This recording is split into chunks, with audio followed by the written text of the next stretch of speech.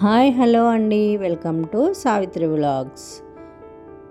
Full గ్రేవీతో mutton curry చాలా ఈజీగా కుక్కర్లో ఎలా చేయాలో ఈ వీడియోలో చూద్దాము.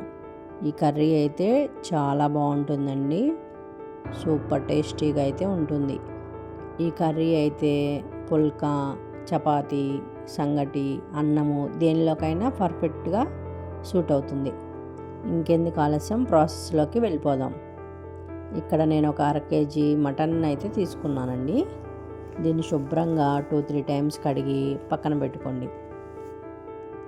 ఇప్పుడు గ్రేవీ కోసం అయితే ఒక మిక్సీ జార్ తీసుకొని దాంట్లో కట్ చేసుకున్న అల్లం ముక్కలు, చిన్నులపాయ రెబ్బలు వేసి, కట్ చేసుకున్న ఎండు కొబ్బరి, 1 స్పూన్ ధనియాలు, 4-5 జీడిపప్పు, దాల్చిన చెక్క 2 చిన్న ముక్కలు, 4 లవంగాలు, 2 యాలకులు, 1 అనాస పువ్వు.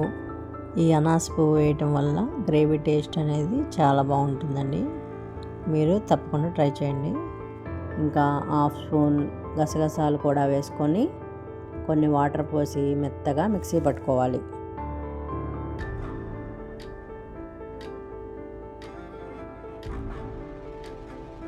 ఇప్పుడు స్టవ్ మీద కుక్కర్ పెట్టుకొని 2 గరిటెల ఆయిల్ వేసుకోవాలి.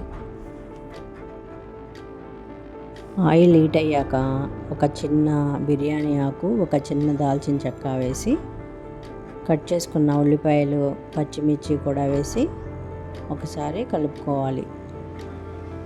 కరివేపాకు కూడా వేసి తిప్పుకున్నాక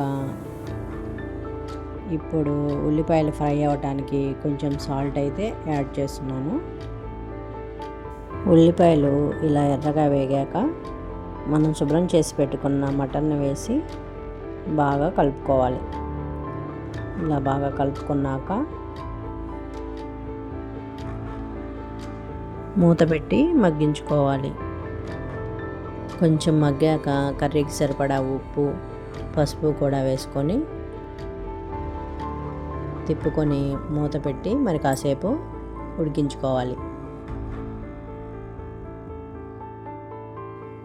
కాసేపు ఆగి మూత తీసి చూస్తే వాటర్ మొత్తం పోతుంది.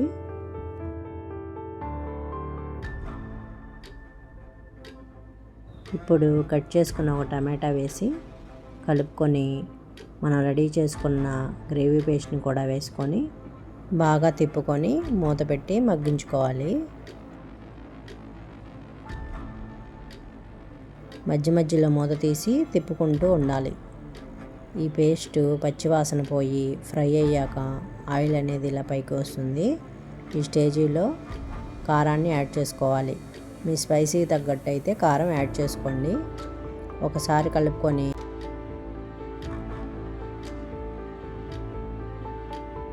గరం మసాలా కూడా యాడ్ చేసుకోండి. బాగా కలుపుకున్నాక 1 గ్లాసు వాటర్ పోసుకోవాలి. ముక్క మునిగే వరకు వాటర్ పోస్తే సరిపోతుంది. ఇప్పుడు ఒకసారి తిప్పుకొని కుక్కర్ మూత పెట్టి 3-4 విజిల్స్ రానివ్వాలి. మటన్ ఉడకడానికి కొంచెం టైం అయితే పడుతుంది కదండి, 4 విజిల్స్ రానిస్తే సరిపోతుంది. 4 విజిల్స్ వచ్చినాక మూత తీసి చూస్తే చూడండి ఎంత బాగా వచ్చిందో. ముక్క అయితే మెత్తగా ఉడికింది, గ్రేవీ కూడా చాలా బాగా వచ్చింది. ఇప్పుడు కట్ చేసుకున్న కొత్తిమీర వేసుకొని తీసుకుంటే ఎంతో టేస్టీగా ఉండే మటన్ కర్రీ రెడీ. ఫుల్ గ్రేవీతో కర్రీ అయితే వచ్చిందండి. టేస్ట్ అయితే చాలా బాగుంది, మీరు తప్పకుండా ట్రై చేయండి. ఈ వీడియో కనుక మీకు నచ్చితే లైక్ చేయండి, షేర్ చేయండి, సబ్స్క్రైబ్ టు సావిత్రి వ్లాగ్స్.